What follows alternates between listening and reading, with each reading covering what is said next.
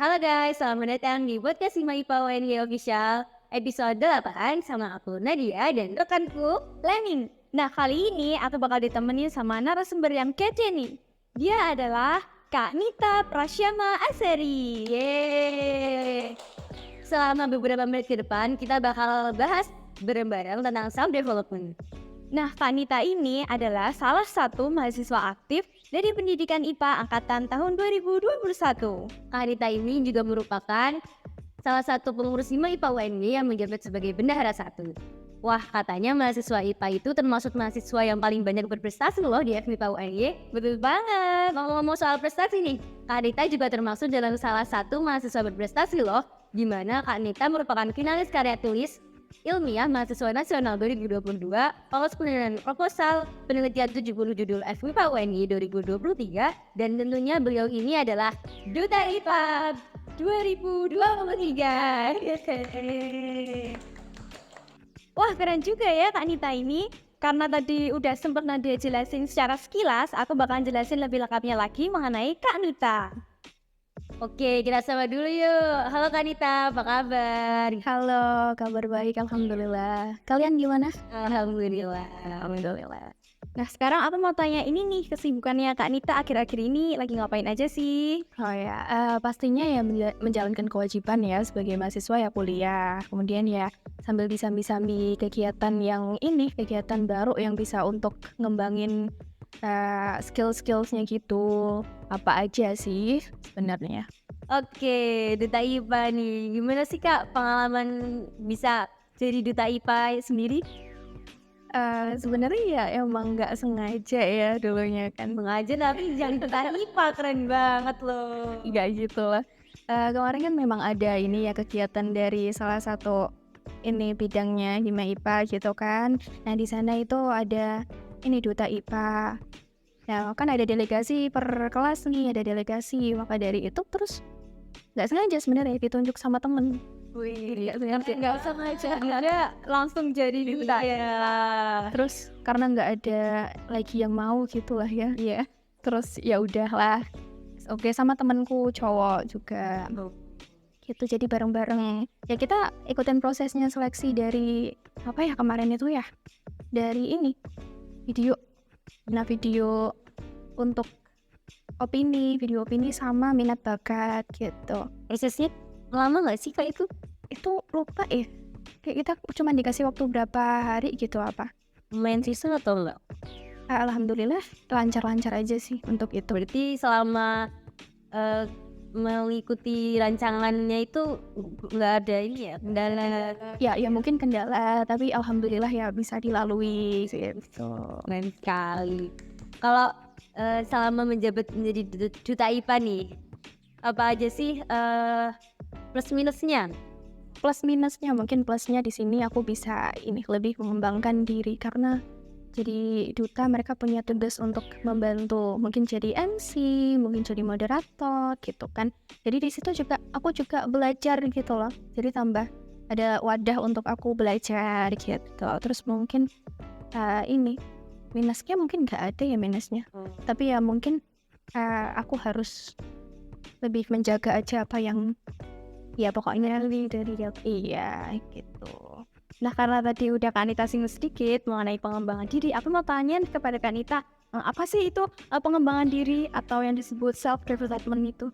Oh ya, self development ya.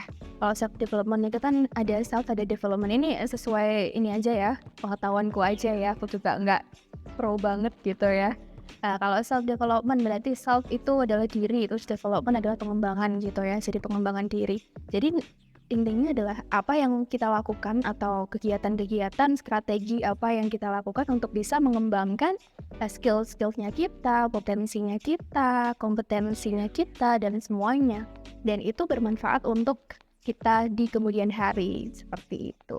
Oke, bagus banget nih. Kalau menurut Kak Rita sendiri, self development itu penting nggak sih Kak? Penting banget dong. Itu tuh penting banget alasannya. Karena yang tadi yang aku sebutin tadi, bahwa itu sangat mempengaruhi dengan masa depan kita. Karena kita nggak bisa ini kan, masa depan tuh nggak ujuk-ujuk datang ke kita. Masa depan yang sukses tuh kita diem aja terus dia datang tuh nggak gitu kan. Iya. Makanya itu tuh impact dari setiap pilihan-pilihan kita sama juga habit-habitnya kita, kebiasaan baiknya kita. Maka dari itu dengan kita mengembangkan diri, kita mulai belajar untuk memperbaiki diri kita, maka juga impactnya ke masa depan kita gitu. Keren banget nih jawaban Kak Nita. Nah sekarang menurut Kak Nita, gimana sih cara membangun self development itu? Oke, self development itu berarti kan kita harus membangunnya dari awal banget ya. Kita nggak bisa langsung jago di satu hal gitu. Jadi memang harus dilatih dulu. Itu tuh dimulai dari mana? Kalau berdasarkan pengalaman aku pribadi ya teman-teman ya, itu dari rasa ingin tahu terlebih dahulu. Nah itu adalah kuncinya loh sebenarnya. Kalau kita tuh kepo sama suatu hal, maka kita akan berusaha untuk mencari tahu, berusaha untuk tahu segalanya tentang hal itu. Maka dari itu modalnya rasa ingin tahu, kayak gitu teman-teman. Kemudian ketika kita sudah punya modal itu, maka kita bisa mendapatkan apa yang ingin kita dapatkan. Misalnya kita ingin mengembangkan selatan, kita identifikasi diri kita sendiri dulu. Kita tuh kurangnya di mana sih? Kita tuh lebihnya di mana sih? Jadi kita bisa tahu, oh aku mau ngembangin skill oh caranya gimana? Oh caranya gitu. Tapi aku belum pernah ini loh. Gitu. Ya kita coba aja dulu, bermodalkan rasa ingin tahu. Bagus banget. Gimana sih Kak cara biar seorang introvert itu tuh bisa tetap aktif di organisasi, biar nggak tertinggal jauh gitu sama temen-temennya? Oh iya, introvert ya yang kita kenal kan dia merupakan suatu kepribadian yang Ya yang pemalu lah. ya pemalu, mungkin bisa dibilang pemalu gitu ya. Yang kalau kita kumpul sama sosial tuh energinya kayak terkuras gitu ya mungkin ya. Nah, introvert untuk bisa berorganisasi dan bertemu dengan yang lainnya gitu ya. Kalau menurut aku secara pribadi ya, mungkin teman-teman juga bisa bilang, aku bisa dibilang juga aku adalah orang yang introvert gitu ya. Aku memang agak untuk susah memang dulu tuh untuk bersosialisasi sama yang lain. Maka yang aku lakukan pun yang pertama adalah tekad bahwa tujuannya itu apa. Kita buat lingkungan kita tuh asyik, seru gitu.